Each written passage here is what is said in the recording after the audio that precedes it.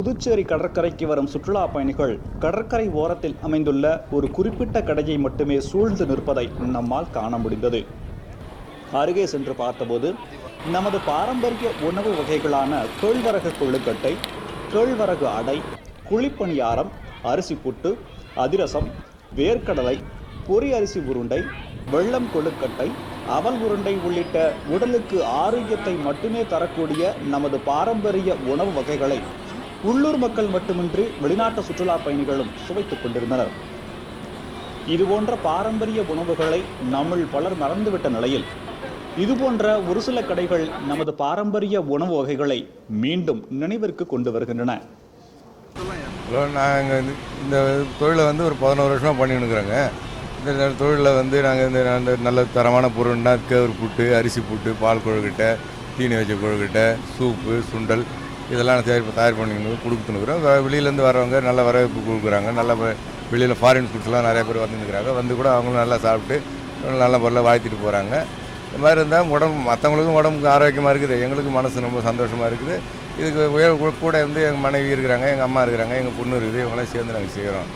தற்போதுள்ள பரபரப்பான வாழ்க்கை சூழ்நிலையில் நமது பாரம்பரிய உணவுகளை வீட்டில் சமைப்பதென்பது அரிதாகிவிட்டது. மேலும் தற்போது நவீன உணவு வகை உணவுகள் உட்கொள்வதால் ஊட்டச்சத்து குறைபாடு ஏற்படுகிறது.